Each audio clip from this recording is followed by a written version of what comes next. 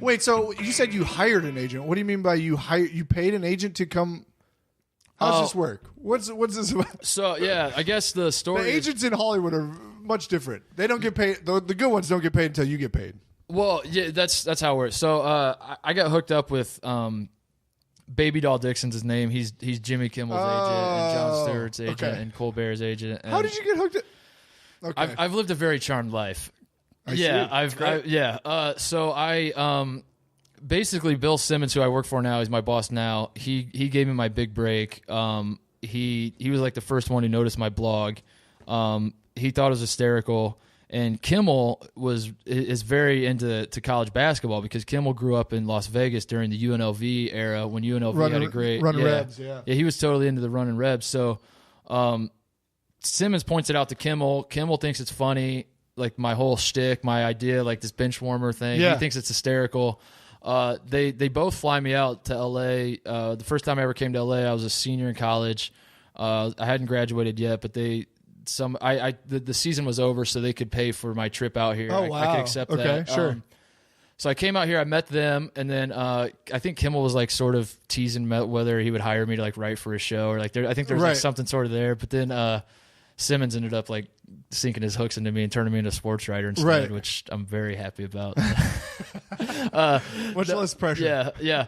So anyway, like through those channels, like they were like, so what's next for you? What do you have? And I was like, oh, I'm interested in a book. And then they were like, oh yeah, we'll put you on with our agent. Which, that's crazy. Which basically means like, like Babydoll didn't negotiate my deals. There's someone else. That, somebody under him, but still. So I had no idea. So is he still technically represent you? Yeah, today? Technically, I think so. Like I never really. I just tried to find your IMDb, but I don't know if you have one. I know. I need to fire him. I need to get a better agent to give me some. That was my goal. I was out here. Is like I had these illusions that I could become an extra on some show while I'm out here. You still can. It's not that hard. It's not that hard? No, it's super easy. I was trying to, and my buddies and I were talking about like what would be the funniest thing. And we settled on if I had my dick flopping around on Game of Thrones. That would be the best. That would be the absolute best. You know who my last guest on the podcast was? Who's that? The dude that created Dothraki language. He's a language creator. No kidding. Isn't that interesting? Yeah. Okay, so they fly you out.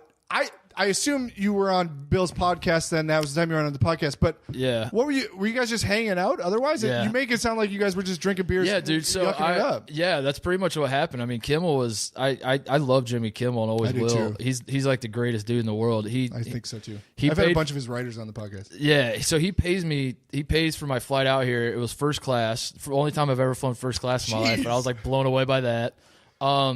He said I thought it was going to be like I'm going to meet him for half an hour and that's going to be it. Yeah. That's all I'm going to see of him. He puts me in the Roosevelt, I want to say. Yep. Like is that by his theater? Puts me up in a nice room in the Roosevelt. I end up spending basically. I come out on like a Thursday night. I spend Thursday night through Sunday night. I'm pretty much by his side like the entire time. Wow, he's like bringing me everywhere. That's insane. We're going to all of his writers' meetings. We go to like his beach house. I'm like hanging out with his family at the beach. I was like, what the hell is going on? I mean, I'm 22 years old. I've never been to LA. Dream. So it was cool in one way. The other way that was not cool was like, that's what I thought LA was. Like, so I go back home and I'm like, I got to move to LA. Like LA is like the greatest place on earth. I'm living a millionaire lifestyle basically. I'm like, everyone in LA has a house in the hills. You get a house in the beach. You're going to these clubs. You're getting fancy dinners.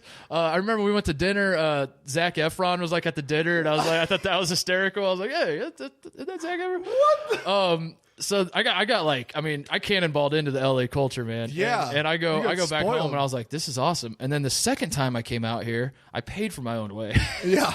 And I started I was hanging out with my friends that make like $30,000 a year. I was like, this is a different LA than I remember. Yeah. What happened? And welcome to Casa de Poor Actor.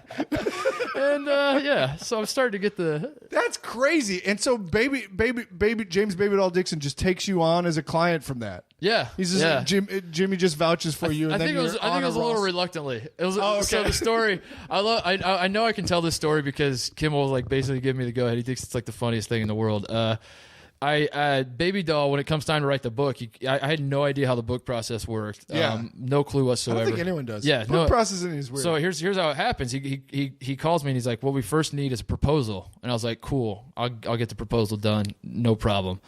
Hang up the phone and I go, "What the fuck's a proposal?" I go, "What is a proposal?"